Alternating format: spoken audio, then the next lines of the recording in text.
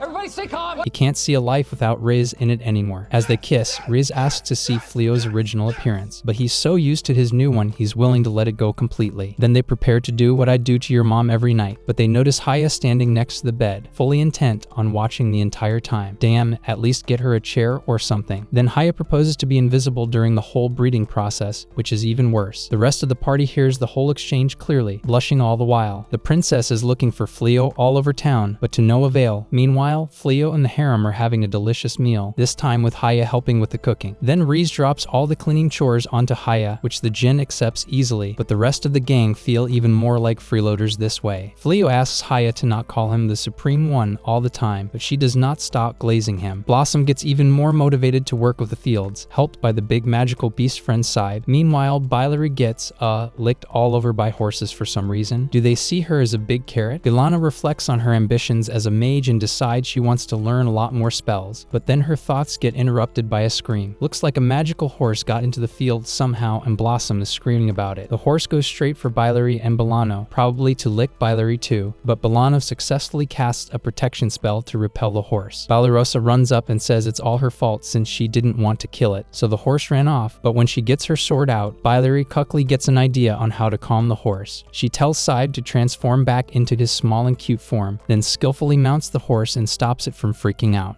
Then Bilary gets one more idea about the land surrounding the house. Fleo and Riz are headed out on errands in town, and Riz is really happy they're alone for once and can be as lovey-dovey as they want. As Fleo gets to the armor shop and negotiates with the seller offers Fleo a choice to adorn one of his armors with precious gems. One beautiful blue gem called the Lightstone catches his eye. As Riz is outside fangirling over how cool Fleo looks while he's working, and the princess is around too, still looking for him, the sky goes dark and Damalinas appears with Blondie turned fur furry. The sexy witch approaches the princess and her guard detail, destroying the town around her, and Fleo and Riz run into Haya while getting to that location. Haya explains that Damalina's used to be the most powerful maid in the kingdom, but resorted to dark magic and was sealed within the pedestal in the treasury. Haya asks if she can defeat the horny witch by herself, and Fleo agrees, then goes to help evacuate the town dwellers. As only a soul guy remains near the princess to protect her, the only thing she can do is glare at the witch. Damalina's likes her stare but goes in for the kill, then gets stopped by Haya easily. Both magic and physical attacks don't work on Haya, so the witch makes the blonde furry really big. Then Fleo arrives and stops everything in a second because we don't deserve cool shonen fights, and Haya apologizes for putting him through the trouble of doing that and says she can at least finish her off. She exorcises the witch's spirit from Soya's body and turns the spirit into a small orb, and the blondie goes back to normal too. Then Haya swallows the small orb, and you all discover a new weird kink. Now Damalinas is stuck inside Haya's mind forever. Dan, I wish this were me. Just then, the princess finally spots Fleo and introduces herself. She apologizes to Fleo for how they treated him and tells him they laid off the blondie for being a piece of shit.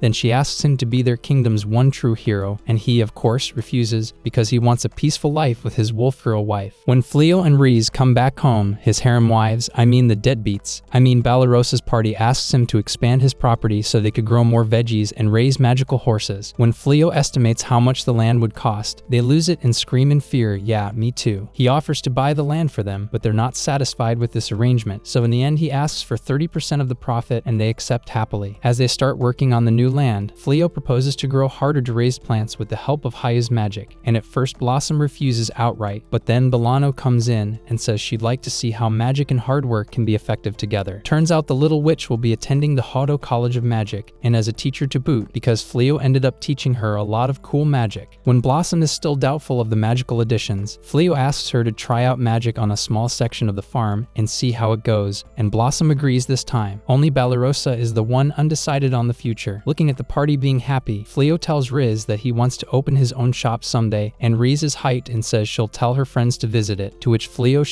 his pants a bit because they're demons. Just then, Fleo pulls something out of his pocket, and it turns out to be a ring with the light stone he saw earlier embedded in it. Riz hugs Fleo tightly, her tail wagging happily. Meanwhile, Blondie and Suya are stuck behind bars in Salty all over again. We find ourselves in a strange cathedral, with Balarosa in a black wedding dress, as confused as we are. Gozel appears in a regal outfit and comments on how beautiful Balarosa looks, which causes her to freak out. She freaks out even more when he calls her his wife, and Illuminus says that as a wedding present to them, the Dark Army will conquer the world. As Gozel comes in for a kiss, Balarosa wakes up from this nightmare, her confused screaming bothering everyone else in the room. Later that day, as she finishes baking cupcakes, she lets out a sigh, and Riz asks why she seems a bit off. When Balarosa says that she's been having nightmares, Riz calmly asks if it's because she's lovesick, because in Lupine beliefs, unrequited crushes come to your dreams and turn them to nightmares, and that's why your sleep paralysis demon is your crush. Hearing the conversation, the rest of the party arrive, presuming the Dark One is her crush because he also likes her, but she's in total denial about that. When Blossom suggests that they could become friends and break down walls between humans and demons like Riz and Fleo, Riz says her and Fleo are not friends, but they're madly in love. When Haya asks what part of Fleo Riz was attracted to, she replies that he's a total softie, and that makes her want to be soft with him. Are they both bottoms? Is Haya topping? We'll never know because Fleo walks in on the conversation, then a demon breaches the magic barrier Fleo put over the city. It doesn't seem to be a threat yet though. Oh wait, it's just the tan loli from earlier spying on the town. The princess is in the castle talking to an advisor about the gold Fleo gave them earlier instead of joining. Turns out the gold coins were from the bottomless bag they gave Banaza at the start. As they figure out Banaza and Fleo are the same guy, Princess wants to apologize to him properly for everything they did to him. Then a soldier runs in and says that the Blondie and Suya escaped the prison once again. Do they put the EBS guards in there or something? Princess orders to put them on a wanted list. As those two are on the run, Blondie tells Suya that after completing the job of the hero, he'd be granted enough reward money for a lifetime, so he stole a bottomless bag from the treasury as a partial reward. When he looks inside it, all he finds is a bottomless water pouch and a treasure chest, and when he opens the chest, he finds a drill dozer shovel. It's a really good shovel, as it allows them to dig a really deep hole and escape from the approaching soldiers. The problem is, now they're stuck in the hole. Meanwhile, at the demon castle, Vol and Euliminus talk about not being able to locate Fleo and the party yet. Euliminus suggests they might have fled to a different country, but the Dark One denies it because teleportation cannot take you where you haven't been before. The cat girl then says they should prioritize advancing troops over finding Fleo, because with enough of them, they can fill the land with malissium and purification won't work anymore. However, the Dark One understands how OP Fleo is, and if he uses purification again, it'll be game over for them. When Yulimina's worries about the possibility of rebellion against Joel, she gets a little pat on the head for being a warrior. You love to see it. Gaul says that their victory over humans will have no meaning with great sacrifices. A succubus mommy listens in from the shadows, then goes to report all that to Ugard, another demon who seems to be Gaul's brother. As Ugard's passionate speech and stomps cause ground to shake, the succubus lady falls to the ground and moans loudly, definitely enjoying it. In the end, the big guy plans an uprising to become the real Dark One. Back home, Reese and Fleo picked up some rare foods on the market and are planning to get lunch together. As they talk about eating some seafood, they see a store they used to go to closing down. When they ask the owner, Holdy, for the reason for this, she says that because of the war, the area of her suppliers was destroyed. As they walk away, down because of it, they see another store being opened, and Fleo comments on people's resilience, and the mood gets brighter. Then Balarosa runs up to them, wanting to treat them to lunch. Riz is kind of sad because she wanted to be alone with Fleo, but can't refuse Balarosa, who's really happy from getting a raise in her adventurer rank. She worked hard trying to shake off her thoughts about Gozel. Suddenly, Haya appears, saying someone powerful is approaching, and who do we see but the man, the legend himself, Gozel. They sit down to have lunch together, and he tries to talk to Balarosa, who just raises her fork and knife in horror. Then he talks about being a fan of human cuisine, since there's not much of that on the demon side. He used to come to human towns before he became a Dark One under the guise of tracking enemy movements, but actually just to eat. As Fleo silently casts the spell so others in the restaurant wouldn't hear their conversation, Gozel asks if Balarosa can cook, and Reese glazes Bali's skills at making sweets. The mood gets serious when Balarosa asks Gozel if he's willing to continue this war and destruction despite being interested in human culture and cuisine. Gozel says yes, because even if their mere existence is seen by humans as pestilence, they don't deserve to be persecuted for it. When Fleo asks what he means by that, Haya says that there's something called malissium within demons' bodies, and most demons cannot control it leaking out. An abundance of malissium is harmful to humans. When Fleo realizes this is an even deeper issue than he realized, Gozel also mentions demons' natural hot-bloodedness further causing trouble. Then he leaves so as not to make them any more uncomfortable. As they walk back home, Fleo ponders on how the wall between demons and humans here is much more real than he realized and hugs Riz tightly. They stand there for a while, sharing a tender moment. Meanwhile, Blondie and Suya are almost out of the pit, but the ex-hero gets distracted by Suya's absolute dump truck. I'm talking the whole bakery, and falls all the way back down. To be honest, I get it. The episode begins with the party eating delicious Holmberg steaks, and when complimented on how good the meal is, Rise says it's all due to Ms. Mileno, the cooking instructor she met way earlier. Since she's in town now, Riz visited her to thank her for the classes and say that good cooking helped her win over Fleo's heart. Ms. Mileno teaches her a dish that kids would like, since Riz has a family now. They all blush at the suggestion of having children, but then a visitor arrives. That visitor happens to be First Princess Elizabeth, and let me just say congratulations on her finally getting a name. Anyway, Princess reveals that the purpose of her visit is to apologize to Fleo, or rather, to hero candidate Banaza. Everybody's rather nervous to have her in the house, but she's polite and nice, only asking to talk to Fleo one-on-one. Reese, however, refuses to leave his side, and he asks the princess to include her in the conversation too. She blushes cutely, but then locks in. After everybody except Fleo and Reese leaves, the princess kneels and bows, asking for forgiveness for all they did to Banaza at the start, in particular, sending him off to a death forest and putting curses on his bottomless bag. Fleo figures this isn't the only reason Elizabeth would go over there, and she confirms it by showing him a map of the forces stationed at key points in the kingdom for when the fighting starts again. After that, she says that the kingdom mages cannot cast purification again at the moment and requests Fleo's help with protecting locations left unguarded. Rice objects, not wanting Fleo to be part of the war. Then the princess says that when the king awakens, he will surely send the army after Fleo for his connection with demons, and that she's trying to make the king abdicate the throne so she could succeed it and not let that happen. For that, she needs to gather authority. Riz understands it as the princess wanting to use Fleo to do that, but actually she just wants him to stay out of the way of the main fighting. Ex-hero and Suya are still on the run and their resources are scarce, but the blondie for once does something that's not pathetic and shares some food when Suya's stomach growls. He's surprised she's still around, but when she says it would be easier to escape without her, but he still keeps her around, he blushes. As she glazes him by calling him dashing, a spider approaches them and immobilizes them both. Looks like they can't catch a break since they've been captured by the succubus chick. At night, Fleo and Reyes cozy up in one bed, talking about what the princess suggested. Fleo, though he dislikes fighting, wants wants to protect those who need it most. When Fleo and Riz have a child, he wants them to grow up in peaceful coexistence with demons. That's why he feels he has to create this peace with his own hands. Riz agrees with helping him with this goal. A demon army squad comes in to attack a town, but gets stopped by a mysterious masked adventurer and a lupine demon. We finally see Fenrir's furry form again. Since Fleo is doing this for no reward, Riz gets some ideas in her head about him wanting to marry the princess, but he denies it immediately. It's a harem in my head. Fleo tells the demons to beat it since they can't get through his barrier anyway, but a big guy appears, ready to rock. Riz explains that this is a Cyclops, and these boys serve Uegard. As the Cyclops starts to trash talk lupines, Riz teaches him not to mess with furries with a combination of physical attacks, magic, and impaling his arms and legs with trees. I hope not all furries have these powers. The match is clearly over, but the Cyclops decides to tell the other demons to attack Riz, which causes Fleo to step in and bind all of them in place. He heals the Cyclops and politely asks the demons to beat it or he'll fold them. As the demons finally leave, Riz gets excited because training Fleo to do a cool intimidating pose paid off. Then she says that maybe they should have tortured the demons so they wouldn't come back, but Fleo doesn't want to worsen relations between races further. When the scared villagers come out of the bushes to thank the masked Fleo, he just introduces Riz as his partner and tells them that the princess sent him. Back at the castle, the princess gets the news that a masked adventurer has been dragging demons away all over the place and told everyone that Princess is the one deserving of thanks. Elizabeth tears up, happy that Fleo accepted her request. Gozel observes what's going on, angry with Uegard launching all these attacks without orders, but then gets the news that Uegard has occupied the throne room of the demon castle. Back there, he and the succubus Fufun are preparing for a ritual where they sacrifice Blondie and Suya to an evil god to get enough power to defeat Gaul. In the next episode, the first thing we see is Gozel and Eulimenes in Fleo and Ray's house, drinking tea with the two of them. When Fleo asks why they're here, Gozel asks them if they can let him and Eulimenes stay here for a while. When the surprise couple asks what happened, Gozel explains. In the throne room, Eulimenes asks the Infernal Four if they're really just gonna sit there and do nothing, and they conform as such, saying that they haven't been happy with Kull's rule lately. The bird-looking Huji and Muji deflect. Centaur-looking dude Sleep wants Kull to use brute force to restore his reputation and calm the demons down, and the Snake Lady is just bending the rules to allow this. When they all enter the throne room, Fufun welcomes them in like it's theirs already, and starts to lay down some rules of non-interference during Gaul and Uegard's eventual duel. Eulimenes objects and attacks Uegard, intending to imprison him for treason, but she gets blown away by his punch. Gaul and Greenel arrive, and the lowly carries wounded Eulimenes out. When Uegard challenges Gaul to a duel, he doesn't want to do it, but when he hears that it's endorsed by the Infernal Four, he asks what he did wrong. They have the receipts on him that he visits a human town frequently, did not lead the army to victory as they almost won, and did not resume the army's advance yet. When he asks the Infernal Four if they agree with Uegard's decision to send squads to attack human towns, all they can do is stay silent. Gaul's demon ring, the symbol of his status as the Dark One, lights up, swelling with power. Uegard thinks he's about to be in a cool shonen fight, but then Gaul just throws the ring to Uegard saying, "Here bro, take it." He says that if everyone thinks he did a bad job, there's no reason to keep on doing it, but at least he kicks Uegard through several walls for wounding Eulimenes and apologizes to the Infernal Four before going away, shocking everyone. Meanwhile, Blondie and Suya desperately try to run. That's how Gozel ends his explanation. The two of them have no funds to speak of and nowhere else to go. Fleo is of course fine with letting them stay, but just as he says he needs to ask the others, Balarosa comes in, happy from a hunt gone well. That quickly changes as she hears Gozel's plea. When Balarosa's party assembles and Haya arrives, Gozel explains properly that he's no longer the Dark One and swears he will not harm humans, as he and Eulimenes squabble about the fact that they're broke because he gave all the money to the intelligence corps that left at the same time with him. He mentions that he knew that Fleo was the masked adventurer and says that like him, maybe he can do good things even without his throne. Everyone seems to be more or less fine with it, except of course Balarosa. She flips out, but Riz giving her the puppy eyes and saying she'd like to help her former boss causes Bali to very reluctantly agree. Gozel tries to help with farming and keeping horses, but to no avail. Then he finds out that Fleo is making weapons and armor and marvels at how good he is at this. Eulimenes watches him, wondering why he's enjoying himself so much more now. In the evening, they make dinner outside on an open fire, and everyone's enjoying themselves, except Balarosa, who's sitting apart from everybody. And at night, she's the only one from her party who can't sleep, so she goes on the balcony to unwind a bit. Fleo and Riz approach with herbal tea and cookies, ready to talk about their decision more. Fleo likes the life they have, but sometimes things just don't work out perfectly. Balarosa agrees sorrowfully, saying that she'd like to stay, but it seems that she's useless and can't let go of her internal distrust and hostility towards demons, even if demons and humans are mutual aggressors. Memories of many fallen and wounded knights come come to mind, and Balarosa can't hold her feelings back anymore, saying that despite Gozel no longer being the Dark One, she doesn't know if she can live and laugh under the same roof as him. Then Fleo chimes in, saying that what she's feeling is natural. There's no easy way to get through the prejudices brought by so much suffering, and it doesn't mean that she needs to throw those hard feelings away. The most important thing is to live with mutual respect, not necessarily to make friends. Riz asks why Balarosa can accept herself and not Gozel since they were both in the demon army, but Balarosa can't see Reyes as an enemy anymore after all this time. Then Reyes says Balarosa is not useless, showing her the cookies that she teached Reyes how to make. As Fleo says the cookies are actually okay, and the mood lightens up. The next day, Balarosa stands before Gozel and Eulimenes, saying that if they harm humans in any way, she will make them regret it. Gozel understands this as her accepting them, and Eulimenes asks what this scaredy cat knight can do against them. Bali roasts back, saying Fleo managed to beat her twice, and that she's not perfect either. Gozel laughs at that, and holds out his hand for a handshake, and Balarosa says she will only take it when she knows they're worthy of her trust. Gozel smiles as she and Side go out for a hunt. Meanwhile, Blondie and Soya somehow escaped again, with some jewels Blondie stole from Demon's treasury. It's kind of starting to be impressive. Malissium around them swells as they plan to get out of the country. Back in the Demon Castle throne room, Ugard is mouthing and seething over humans actually resisting demon attacks under his command. He decides to brute force it with a large army, but is too stupid to think about it, so forces Fufun to think up a plan. The Infernal Four roast Ugard as soon as he's out of the room, and they don't know how to proceed with morale dropping low, but Fufun thought of this and tries to gather everybody for a hangout to bolster morale. Back in town, Reyes wins a lottery prize, and that happens to be a hot spring resort voucher. As she's preparing for a trip with just the two of them, the lady giving out the ticket says the voucher is for a group trip. Reyes is immediately in denial and wants another prize, but Fleo convinces her otherwise, and so they set out with the whole party. As they walk around town, Reyes is bummed out, but immediately perks up when she hears Bolano saying that one of the 7 hot springs here is good for fertility. Imagining herself and Fleo with a child, she drags Fleo closer and closer to the springs, grinning. They arrive at Kinostaki Hot Springs and go to change into the yukata that the staff provide them with, but Reyes sneaks off to speak with one of the staff to ask where the fertility hot spring is. The lady gives her a map and directs her to the Yanaji bath, wishing her luck. Meanwhile, as Blossom and the others go towards the changing rooms, she accidentally bumps into Ugard in human form. Fufun stops Ugard from blowing up over this like a man-child, and says that they should not make conflict while they're here so everyone can relax. As the Infernal Four are talking about how they want to relax on the trip, Fufun reminds them to keep on their malissium suppressing necklaces. Riz, Gozel, and Eulimenes watch from afar, astonished. Reyes threatens consequences if they mess this trip up for her, and tells them to avoid meeting with the demon party. The party looks through their rooms. Gozel has a separate room, and Fleo and Reyes have their own room too. Ilana wants to try a shooting game they have around here, and Bilary is for once up to something shady. Place your bets on what it is. As Reyes pushes Fleo to go to the Yanaji bath as soon as possible, Haya wants to join them, but immediately gets shut down by Riz, saying today's the day the two of them make a baby. Haya goes into her mental scape to check up on Damalina's and to do a training drill with her, the training being sweet love-making since she can't spy on Reyes and Fleo. As Damalina's protests while being tied to a mattress, saying they're both women, Haya retorts that she's a powerful djinn who surpasses the concept of gender. As Haya pulls her robe up, Damalina's boots her out of her own mental scape and begins to think on how to get consent before doing that. Riz already got big and horny plans after the bath. Turns out the baths are divided by gender, and as they talk through the bamboo wall, Fleo mentions that they haven't been on a real honeymoon with just the two of them yet, and proposes to plan one. Eventually, Reyes says that talking to Fleo through the wall like that makes it more exciting, and this makes Fleo blush, him getting out of the bath almost immediately. Meanwhile, if you bet on Bilary going to a museum of grown-up delights, you'd be right on. What does that mean, you ask? You'll get it when you're older. Haya calls out to her, which scares Bilary to bits, but the djinn is here to get some kinky new ideas for copulating,